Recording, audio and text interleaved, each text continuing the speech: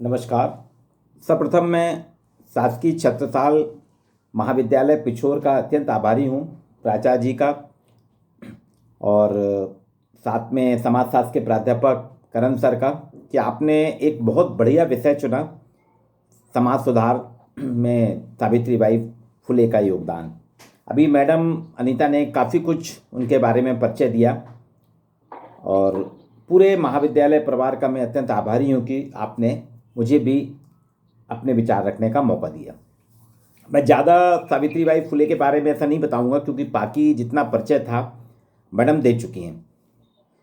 ये बात सही है कि हमारे यहाँ समाज सेवा जो है लोग बाग अपने नाम के लिए करते हैं, कि समाज सेवा करें जिससे कि मेरा नाम हो, लोग बाग मुझको पूजें, मेरी मूर्ति जगह जगह लगें और मेरा नामकरण हो।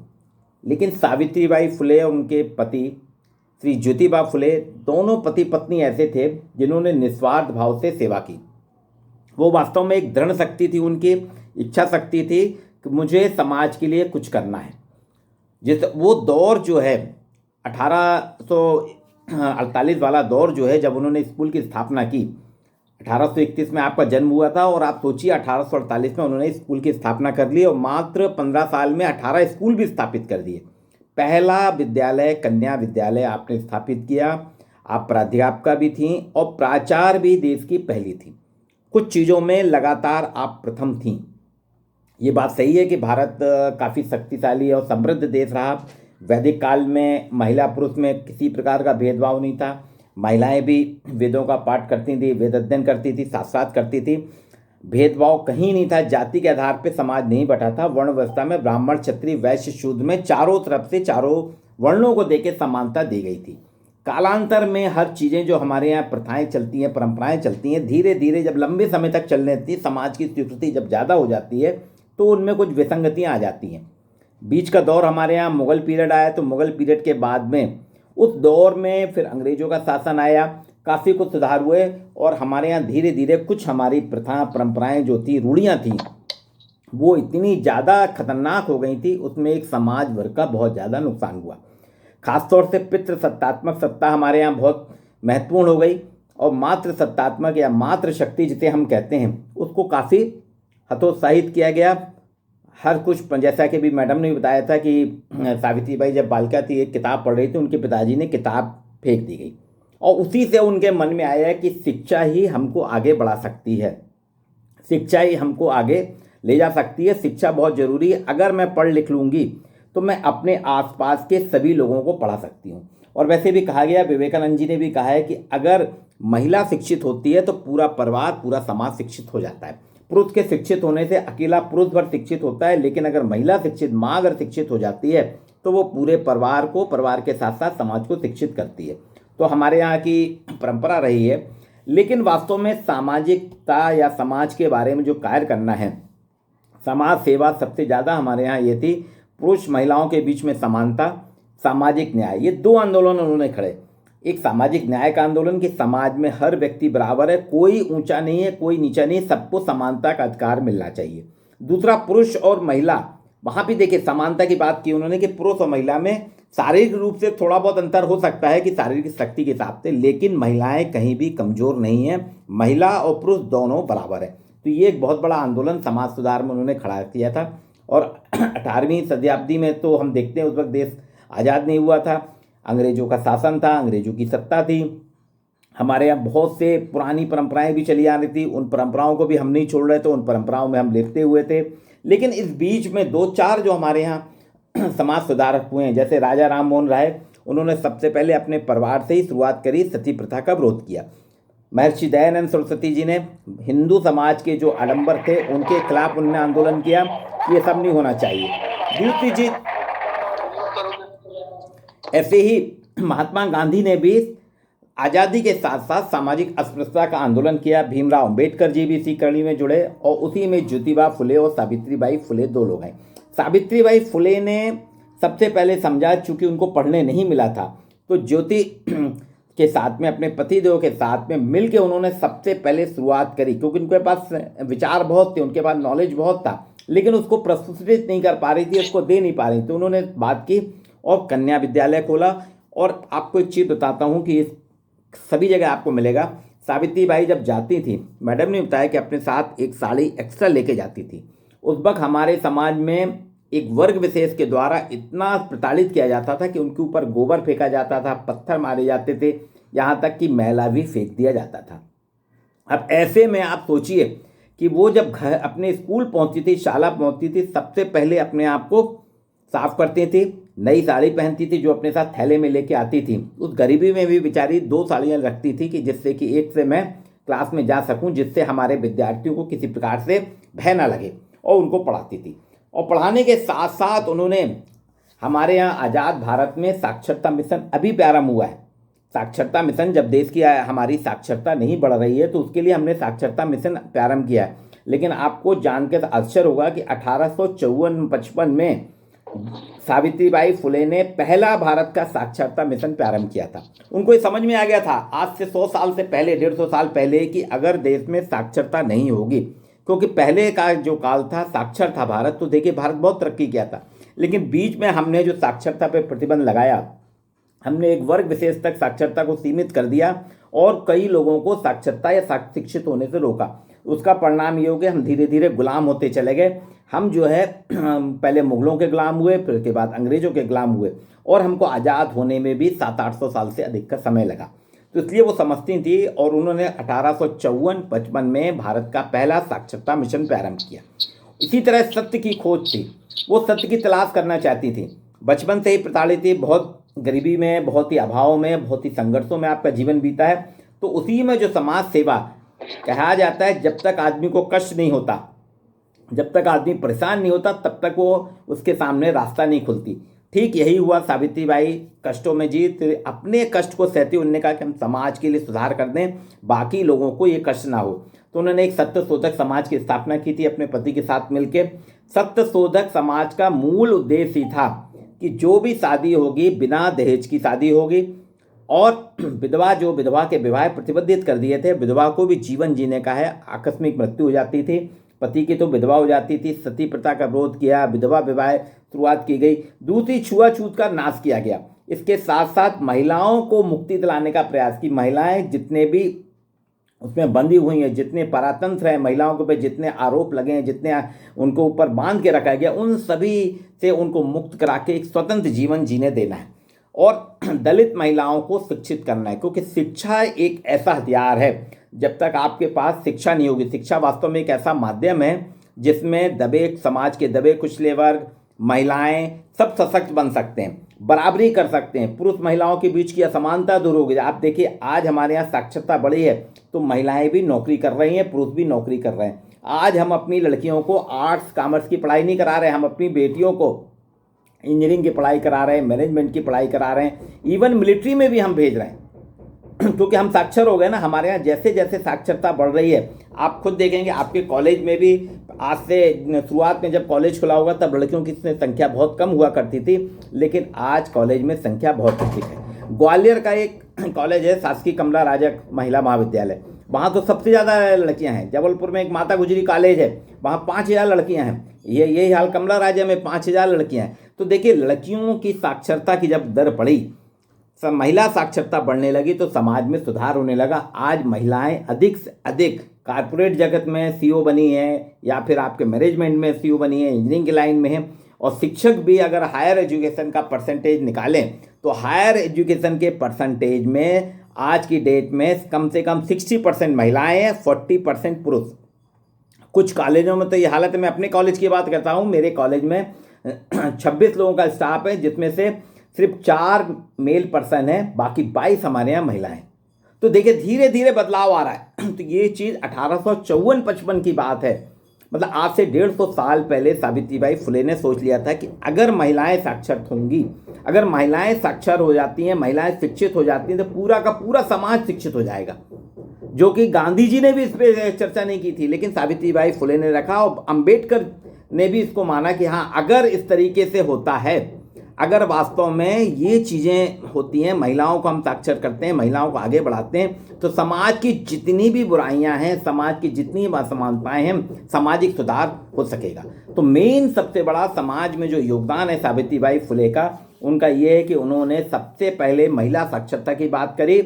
समानता और बाकी चीज़ें तो दूर हैं, जातिगत भेदभाव की तो बात अलग, उन्हें जातिगत भेदभाव से कभी नहीं घबराएं। आपको जानकर आश्चर्य होगा कि उन्होंने जो बेटा लिया था, यशवंतराव गोद लिया था, वो ब्राह्मण विधवा का बेटा था। अगर वो जातिगत भेदभाव की बात होती तो ब्राह्मण को नहीं लेती, लेकिन उन्हें ब्राह्मण, चूंकि वो विधवा था, विधवा अपने बच्चे को कैसे पालन पोषण करेगी और इनके बच्चे नहीं हो रहे थे, तो उन्होंने कहा मैं इस बच्चे को गोद लूंगी। ब्राह्मण विधवा यशवंतराव को गोद लिया, उसको पढ़ाया, डॉक्टर बनाया। और सबसे ज़्यादा उन्होंने ये कहा जो चीज़ हम करना चाहते हैं पहले हमको खुद को खुद करना पड़ेगा, हमको खुद को अपनाना पड़ेगा। सावित्रीबाई ने भी यही करा। उन्होंने विधवाओं के लिए अपना समाज सुधार सत्यशोधक समाज की स्थापना की, जिसमें विधवाओं के लिए कई प्रकार के प्रयास किए गए, छुआछूत के नाश किए गए। एक और उनका महत्वपूर्ण योगदान है कि वो जो कहती थी वो करके दिखाती थी। जैसे उनको पढ़ने को नहीं मिला था और पढ़ने के लिए उनको जो किताब उनके पिताजी ने छीन के फेंक दी थी, उस किताब को उन्होंने अपने साथ रखा और उस किताब को सीखने के बाद ही उनने सबसे पहले अध्ययन प्राप्त किया और कहा कि मेरी जैसी बहुत सी महिलाएं होंगी जिनको इस तरह से प्रताड़ित होना पड़ेगा, इसलिए मैं उनको शिक्षित करूंगी। और देखिए, सबसे पहले 1848 में उन्होंने देश का पहला कन्या विद्यालय स्थापित किया और लड़कियों को शिक्षा देना शुरू करा। कट्टरपंथी विचार था उस समय, लड़कियों को शिक्षा देना एक कट्टरपंथी विचार था, लेकिन उस कट्टरपंथी विचार से उन्होंने लड़के जनमानस को अपने फेवर में करा कि लोग उनके बात में आने लगे और उन्होंने कहा देखिए सब लोग अपने बच्चों को भेजने भी लगे। अगर बच्चे नहीं जाते, लड़के नहीं जाते स्कूल में तो कहाँ सक्सेस होती, लेकिन वो कट्टरपंथी विचारधारा को उन्होंने तोड़ा। एक और काम करा है, सन 1876 और 79 में 3 साल का महाराष्ट्र में बहुत बड़ा अकाल फैला था। अकाल में उन्होंने एक अन्न सेशन चलाया, ग्रेन सेशन, अन्न सत्र कहलाता है, अन्न सत्र चलाया। वो सब जगह से अनाज इकट्ठा करती थी और अनाज इकट्ठा करने के बाद में उन बच्चों को 2000 बच्चों को उन्होंने खाना बना के खिलाया। मतलब जो करना था अकाल में उनके जो दृढ़ संकल्प था, इच्छा शक्ति थी, सावित्रीबाई फुले की जो दृढ़ संकल्प इच्छा शक्ति के बल पे उन्हें समाज में चेतना जगाई। सामाजिक चेतना जगाना बहुत ही कठिन काम है, क्योंकि आप देखें कहीं भी किसी भी समाज में परंपराओं से लड़ना, रूढ़ियों से लड़ना, असमानता, भेदभाव, शोषण के खिलाफ संघर्ष करना मामूली बात भी नहीं है। आज हमारे यहाँ भी हमारे आस पड़ोस में, हमारे आसपास के वातावरण में किसी के साथ शोषण होता है, हम चुपचाप देखते रहते हैं, हम उसका सपोर्ट करने के लिए खड़े नहीं होते। और उस समय, उस दौर में जब कोई इंटरनेट नहीं था, कोई सुविधाएं नहीं थी, वो खुद भी सक्षम नहीं थी, लेकिन उनमें एक इच्छा शक्ति थी, दृढ़ संकल्प था कि मुझको समाज के लिए कुछ करना है। अपने उस दृढ़ संकल्प और इच्छा शक्ति के बल पे सावित्रीबाई फुले ने समाज में चेतना जगाई, समाज को जागृत किया। और उसी का परिणाम ये था कि उन्होंने जो अन्न सत्र चलाया था, 3 साल तक अकाल से लड़ने के साथ साथ 2000 बच्चों को खाना खिलाया। उस दौर में कोई मामूली बात नहीं है। वो जो 2000 लोगों को चढ़ाया, उनने भोजन खिलाया, 2000 बच्चे उन्होंने स्वस्थ रखे। इसके बाद एक और बहुत बड़ा काम किया, 1853 में आपने बाल हत्या प्रतिबंधक गृह बनाया। आपने देखा कि उस दौर में भी बलात्कार होते थे और बलात्कार के बाद जो गर्भवती पीड़ितों के लिए कोई भी नहीं आता। समाज में हमारे यहाँ बलात्कार तो हो जाता है, बलात्कार करने वाले समाज के ही लोग रहते हैं, समाज के बाहर के नहीं रहते। कई डेटा आए हैं नेशनल क्राइम ब्यूरो के कि अधिकतर बलात्कार करने वाला जो रहता है, जिस महिला के साथ या जिस लड़की के साथ बलात्कार होता है, उसका पड़ोसी, उसका परिचित, उसके परिवार का, उसका जानकार व्यक्ति रहता है, बाहरी आदमी नहीं रहता। तो ये जो बलात्कार होते हैं आज भी हो रहे हैं, आज तो आए दिन की बात हो रही है, समाज शर्मसार हो रहा है, उस वक्त भी होते थे।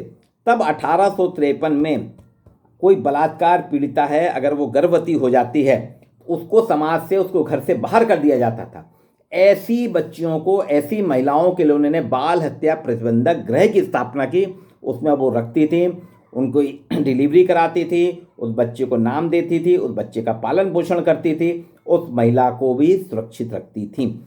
इसी क्रम में ब्राह्मण विधवा थी, उसका बेटा था, उसको उन्होंने गोद ले लिया। सबसे पहले शुरुआत की। असल में होता क्या है कि हम उपदेश देते हैं लेकिन क्रियान्वयन नहीं करते। आज मैं आपको लेक्चर दे रहा हूँ, ऐसा करना चाहिए, वैसा करना चाहिए, हमें ये समाज सेवा करनी चाहिए। जब समाज सेवा की बात आएगी तो मैं पीछे हो जाऊँगा, मैं कहूँगा कि अभी मेरे पास समय नहीं है, मेरे को क्लास लेना है, मेरे को कॉपी जांचना है या कुछ और काम करना है। पर सावित्रीबाई फुले ने ऐसा नहीं किया। उन्होंने जो कहा वो करके दिखाया। उनके कई दृष्टांत ऐसे हैं जो वो कहती थी वो करके दिखाती थी। एक और चीज़ है कि वो मराठी काव्य की अग्रदूत थी, कविताएं भी लिखती थी, स्वप्रेरणा थी। कविताएं लिखती थी, मराठी काव्य की अग्रदूत हैं। मराठी काव्य तो फिर बाद में बहुत हुआ है, लेकिन उस वक्त जो था वो लिखती थी कविताएं। और ये हमारे लिए दुर्भाग्य का विषय है कि उनकी बहुत सी कविताएं जो हैं वो संग्रहित नहीं हो पाई, नहीं तो उनका अच्छा काव्य संग्रह हो जाता।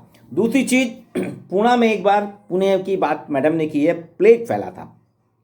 प्लेग ऐसी बीमारी थी, आए दिन फैलती थी प्राचीन काल में, आजकल तो खत्म हो गई है, आजकल प्लेग नहीं रहा।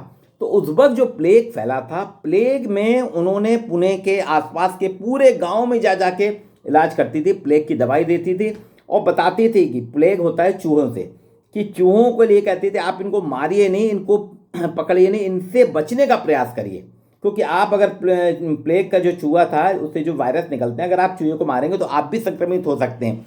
तो ये जानकारी किसी के पास थी नहीं, लेकिन ज्योतिबा फुले ने अपने बेटे के साथ पूरे पुणे के आसपास के लगभग 500 गांवों में जो बीमारी फैली थी वहाँ पे वैक्सीनेशन, एक तरीके से वैक्सीनेशन करने का काम किया उन्होंने, कि जो आज हम करते हैं ना, वो उस वक्त करा, जबकि उस वक्त कोई सुविधा नहीं थी, सरकार ने कोई सुविधा नहीं दी, लेकिन उन्होंने वहाँ पे प्लेग के खिलाफ संघर्ष किया। उसी संघर्ष में एक अस्पताल भी बनाया उन्होंने। अभी तक कहा जाता है ना सावित्रीबाई ने खाली आश्रम खोले हैं, स्कूल खोले हैं, लेकिन उन्होंने एक अस्पताल खोला। उस अस्पताल में जो प्लेग से बहुत ज़्यादा पीड़ित हो जाता था उसको हॉस्पिटल में ला के रखती थी वो, और उनका इलाज करती थी। एक उनके ये जो समाज सुधार की बातें होती थी, समाज सुधार के लिए रहती थी। आप सोचिए कि इस वजह उनके परिवार से ही उनका संघर्ष सबसे पहले हुआ। परिवार के लोग कह रहे थे तुम बिगाड़ रही हो, तुम्हारा ये काम नहीं है, समाज की जो इतने साल की परंपराएं चली आ रही हैं, सदियों से चली आ रही, उन परंपराओं के खिलाफ संघर्ष कर रही हो, समाज में तुम गलत व्यवहार कर रही हो। तो इसमें उन्होंने क्या करा कि सबसे पहले परिवार से विरोध किया, तो परिवार से अपने संबंध समाप्त कर लिए। बोले मैं ऐसे परिवार में नहीं रहूंगी जहां समाज सेवा को गलत माना जाए या समाज के विसंगतियों के खिलाफ लड़ने को गलत माना जाए। तो सबसे पहले उन्होंने अपने परिवार से संघर्ष किया और परिवार का ही त्याग कर दिया। ज्योतिबा फुले और सावित्रीबाई फुले अलग हो गए। प्लेग के समय सभी लोग कह रहे थे कि आप उस गांव में मत जाइए, क्योंकि प्लेग की बीमारी बहुत खतरनाक है। उस पर उतनी दवाइयाँ भी नहीं थी, उसमें मेडिसिन भी नहीं था, मेडिकल साइंस भी उतना तरक्की नहीं कर पाया था, हमारे यहाँ सुविधाएं भी नहीं थी। तो ये कहा जा रहा था कि अगर आप प्लेग में ग्रसित हो गई तो आपकी ये जो मुहिम चल रही है इसको कौन चलाएगा। लेकिन उन्होंने कहा जो भी हो, मेरी मुहिम चले या रुके उससे मुझे कोई मतलब नहीं, लेकिन प्लेग पीड़ितों का मुझको ध्यान रखना है, गाँव से प्लेग को ख़त्म करना है। और उसी उसमें 1897 में वो बहुत ज़्यादा पीड़ित हो गई, और उसी पीड़ित में प्लेग का रोग उन पे भी आ गया, प्लेग उन पे भी वायरस आ गए, और उसी में उनका निधन हुआ। लेकिन सावित्रीबाई फुले जो है 1897 में समाप्त जरूर हो गई, उनकी देह समाप्त हो गई, सजीव हैं, लेकिन उनके काम, उनकी किताबें, उनके सिद्धांत, जो सत्य शोधक समाज है वो आज भी जीवित है और जन जन की सेवा कर रहा है। हालांकि हमारे लिए बहुत दुर्भाग्य की बात है कि हमने ऐसी सेनानी को, ऐसे समाज सुधारक को उतना स्थान नहीं दिया। हम कुछ लोगों तक सिमट के रह गए, हमने उन्हीं को सब कुछ दिया, महात्मा गांधी को सब कुछ दिया, अम्बेडकर जी को सब कुछ दिया, लेकिन सावित्रीबाई फुले पे ज़्यादा ध्यान नहीं दिया। और आपको जान के आश्चर्य होगा कि पुणे जहाँ की थी वो, पुणे विश्वविद्यालय का नाम 2007 में सरकार ने सावित्रीबाई फुले रखा। 2007 में, जबकि ये तो शुरुआत में ही आपको आज़ादी की बात कर देना था। आज भी मध्य प्रदेश सरकार या अन्य सरकारों के द्वारा सावित्रीबाई फुले के नाम पे कोई भी योजना नहीं चलाई जाती, कोई भी मूर्तियां नहीं लगाई जाती उनके नाम के। समाजशास्त्र में उनका पाठ्यक्रम रखना चाहिए। हम भारतीय समाजशास्त्रियों का अध्ययन करते हैं तो सावित्रीबाई फुले भी समाजशास्त्र से जुड़ी हुई ना, सामाजिक कार्यकर्ता हैं, लेकिन उनका हमने अध्ययन में नहीं रखा। बमुश्किल अम्बेडकर को रखा, लेकिन और भी ऐसे जो हैं हमारे यहाँ, जो हमारे यहाँ बोर्ड ऑफ स्टडीज़ होती है, बोर्ड ऑफ स्टडीज़ पता नहीं क्यों नहीं रखती है, ये मेरे को समझ में नहीं आता। जबकि सावित्रीबाई फुले को जितना आप पढ़ेंगे, या सावित्रीबाई फुले ही नहीं, और भी जो हमारे समाज सुधारक हैं, जब तक हम उनको जानेंगे नहीं, जब तक हम उनसे नज़दीक से नहीं जुड़ेंगे, जब तक उनके हम कार्यों को नहीं जानेंगे, तब तक हम उसको नहीं समझ सकते। मुझे जब कहा गया था कि आपको सावित्रीबाई फुले के समाज में योगदान, तो निसंदेह मानिए मैंने 4 दिन सावित्रीबाई फुले पे किताबें देखी, इंटरनेट में सर्च किया, और बहुत सी जानकारी मुझको भी नहीं मालूम थी। वो जानकारी इकट्ठी। आज अगर मैं आपके सामने थोड़ा बहुत सावित्रीबाई फुले के बारे में बता पा रहा हूँ तो वो तभी बता पा रहा हूँ ना जब मैंने उनका अध्ययन किया, जब मैंने उनको पढ़ा। इसी तरह से अगर हम अपने महापुरुषों की जीवनी को जानना चाहते हैं तो हमें उनको पाठ्यक्रम में रखना होगा, स्कूली पाठ्यक्रम हो चाहे महाविद्यालयीन पाठ्यक्रम हो, इसमें रखना होगा। समाज सेवा वास्तव में क्या होती है, आपकी इच्छा शक्ति होना चाहिए। वही व्यक्ति समाज सेवा कर सकता है जिसमें दृढ़ संकल्प हो, इच्छा शक्ति हो। जैसे गांधी जी का दृढ़ संकल्प था कि हमको देश को आज़ाद कराना है, और देश को आज़ाद कराने के लिए भी उनका दृढ़ संकल्प था कि हम हिंसा का प्रयोग नहीं करेंगे, अहिंसा के माध्यम से देश को आज़ाद करेंगे। अंबेडकर का दृढ़ संकल्प था कि मुझको जो कष्ट सहना पड़ा है, मैं इतना ज़्यादा पढ़ लिख जाऊंगा, मैं इतना ज़्यादा योग्य हो जाऊंगा कि मेरी बराबरी कोई ना कर सके, और भारत सरकार या मतलब इस समाज को, भारतीय समाज को कहीं ना कहीं एक दिन बाद होना पड़ेगा। और देखिए संविधान सभा ने उनको चुना, अध्यक्ष बनाया गया कि आप संविधान लिखे, देश कैसे चलेगा, देश किस तरह से काम करेगा, आज़ाद भारत कैसे काम करेगा, वो अंबेडकर के सिद्धांतों पे करेगा। तो ये उनका दृढ़ संकल्प था। तो दृढ़ संकल्प जब हमारा होता है, जब हमारे पास एक इच्छा शक्ति होती, तभी हम समाज सेवा कर सकते हैं। राजा राम मोहन राय के पास दृढ़ संकल्प था, उन्होंने अपने परिवार में एक महिला को देखा कि उसको जिंदा जला दिया गया, तो बोले ये कौन सी प्रथा है कि अगर पति मर गया तो पति के साथ उसकी पत्नी को भी जिंदा जला दिया जाएगा, सती। तो उन्होंने सती प्रथा का विरोध किया। बंगाल में बहुत ज़्यादा उनके साथ में लोगों ने मारा पीटा, मतलब झगड़ा तक हुआ। अपने घर से उनने संघर्ष किया और अंग्रेज सरकार को अंततः मजबूर किया, और 1885 में सती प्रथा निरोधक अधिनियम बना। इसी तरह से दयानंद सरस्वती जी। तो आप देखिए समाज सेवा कोई भी कर सकता है, मैं या आप या हमारे जो छात्र यहाँ सुन रहे हैं, ये सभी समाज सेवा करते हैं। हम एनएसएस के माध्यम से समाज सेवा करते हैं, महाविद्यालय में सरकारी कार्यक्रमों के माध्यम से समाज सेवा करते हैं, लेकिन सिर्फ वो शासकीय आयोजन भर रहता है, वो हमारे डिग्री के साथ में एक पार्ट रहता है। हम पढ़ रहे हैं, डिग्री कर रहे हैं, तो हमको उसमें कुछ मार्क्स मिलेंगे, इसलिए हमारा एक पार्ट के रूप में जुड़ा रहता है हम। लेकिन अगर हम उसको अपनी इच्छा शक्ति बना लें, उसको दृढ़ संकल्पित हो जाए कि हमें समाज सेवा करना है, तो वो दिन दूर नहीं जैसे इस देश में एक नहीं दसियों सावित्रीबाई फुले का जन्म होगा। और आप देखेंगे हमारे समाज की जो विसंगतियां हैं, हमारे समाज में जितनी भी असमानता की बात होती है, हमारे समाज में जितना भी असामाजिक अन्याय की बात होती है, हमारे समाज के अंतर्गत जितना भी समाज में बिना दहेज का समाज होना चाहिए, नशा मुक्ति की बात है, छुआछूत है, ये सारी समस्याएं समाप्त हो जाएंगी।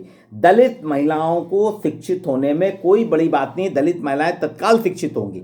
लेकिन हमारे यहाँ क्या हो रहा है कि हम दृढ़ संकल्प नहीं है, हमारे पास समाज सेवा करने का जज्बा नहीं है। हम समाज सेवा तभी करना चाहते हैं, हम चाहते हैं कि हमारे नाम पे डाक टिकट बन जाए, हमारी मूर्ति लग जाए, सरकार के द्वारा से कोई योजना का नाम लग जाए, या किसी विश्वविद्यालय का नाम हमारे नाम पे हो जाए। ये भावनाएं जब हम छोड़ेंगे तभी हम समाज सेवा कर सकेंगे। क्योंकि अगर आप पढ़ेंगे सावित्रीबाई फुले को, ज्योतिबा फुले को, अंबेडकर को, महात्मा गांधी को, लोकमान्य तिलक को, दयानंद सरस्वती को, राजा राममोहन राय को, इन सभी को अगर आप पढ़ेंगे, केशवराम बलीराम हेगड़ेवार को पढ़ेंगे, गुरुजी को पढ़ेंगे, सामाजिक समरसता की बात की थी केशवराम बलीराम हेगड़ेवार ने, आरएसएस के जो संस्थापक, उन्होंने भी सामाजिक समरसता की बात की कि समाज में कहीं भी किसी प्रकार से भेदभाव नहीं होना चाहिए। तो ये सारे संत जो हैं, इनको अगर हम देखेंगे, इनको अगर हम पढ़ते हैं, इनको अगर हम समझते हैं, तो वास्तव में आप देखेंगे इन्होंने सच्चा जीवन जिया है, समाज को समझने का प्रयास किया, समाज के लिए दृढ़ संकल्प रखा, और अपनी इच्छा शक्ति के बल पे ये सामाजिक विसंगतियों को दूर करने का प्रयास किया। सावित्रीबाई फुले का जैसा कि आपने कहा, सामाजिक योगदान सबसे पहला क्या है, उन्हें महिलाओं को शिक्षित करना चाहा, और विशेष तौर से दलित महिलाओं को शिक्षित करने का प्रयास किया। दलित महिलाएं कैसे शिक्षित होंगी, इसके लिए 1848 में सबसे पहले आपने पुणे में देश का पहला विद्यालय स्थापित किया। आप पहली प्राध्यापका थीं, पहली प्राचार्य थीं। दूसरी चीज़, 1854-55 में आपने भारत में पहला साक्षरता मिशन प्रारंभ किया, लिटरेसी कैंपेन चलाया, साक्षरता मिशन प्रारंभ किया, जो कि आज़ाद भारत में भी आप तक आज़ादी के करीब 40 साल बाद साक्षरता मिशन प्रारंभ हुआ है, जिसे कि सावित्रीबाई फुले और ज्योतिबा फुले ने 1854-55 में स्टार्ट करा दिया था। अकाल पड़ा तो अकाल में कैसे होगा, अकाल का सामना कैसे किया जाएगा, तो उन्होंने एक अनाज सत्र चलाया, ग्रेन सेशन चलाया, और 2000 बच्चों का पालन पोषण किया। दूसरी चीज़ कन्या शिशु हत्या है, जो फीमेल फर्टिसाइड की बात करते हैं ना आजकल, हमारे यहाँ स्त्री पुरुष का अनुपात घटता है ना, तो भ्रूण हत्या की जाती है। उस समय सोचिए 1876 में आपने कन्या शिशु हत्या रोकने का प्रयास किया था, जिसके लिए आज कानून बना है ना हमारे आज़ाद भारत में, 1985 में कानून बना था। वो उस वक्त सावित्रीबाई फुले ने उसके लिए प्रयास किया था कि नहीं होना चाहिए। नवजात शिशुओं की रक्षा के लिए जो फेंक देते थे बच्चों को, नवजात शिशुओं को, कि लड़की है छोड़ दो, लड़का नहीं हुआ तो लड़की को मार दो, उसके लिए एक आश्रम खोला, उसमें रखती थी। ये सब चीज़ें गर्भवती बलात्कार पीड़ितों के लिए उन्होंने एक बनाया कि गर्भवती पीड़ित है जो बलात्कार होता है, वो गर्भवती बन जाती है, उसकी सुरक्षा कौन करेंगे, उसके बच्चों का पालन पोषण कौन करेंगे। और ये सब अपने घर से ही शुरुआत की। हम चैरिटी जो है बाहर नहीं करेंगे, हम अपने घर से ही शुरुआत करेंगे तो अपने आप होगा। तो ये कुछ सामाजिक योगदान जो है सावित्रीबाई फुले का निसंदेह अविस्मरणीय योगदान है। समाज में उनके तुलना किसी से भी नहीं कर सकते, अतुलनीय है। और बाकी वास्तव में मैडम ने भी जो बात की वो भी बात मैं कह रहा हूँ कि देश हमें देता है, देश हमें देता है सब कुछ, हम भी कुछ देना सीखें। देश तो हमें बहुत कुछ देता है, लेकिन जब तक हम कुछ नहीं देंगे देश को, देश हमें देता सब कुछ, हम भी कुछ देना सीखें, तभी देखेंगे हमारे समाज का उत्थान होगा, देश का उत्थान होगा और हमारा अपना उत्थान होगा। अंत में पुनः मैं शासकीय छत्रसाल महाविद्यालय पुछौर का अत्यंत आभारी हूँ, समाजशास्त्र विभाग का, कि आपने मुझे एक ज्वलंत मुद्दे पे बात करने के लिए आमंत्रित किया। प्रयास मेरा पूरा था कि मैं सावित्रीबाई फुले के समाजशास्त्री योगदान की चर्चा करूं, तो मैंने उनकी शिक्षा की बात करी, उनके समाज में समानता पे उन्होंने जो आंदोलन किया है, साक्षरता मिशन, ये कुछ मुद्दे थे सामाजिक परिप्रेक्ष्य में, इनके साथ मैंने बात रखी है। आशा है कि आपको मेरा उद्बोधन पसंद आया होगा।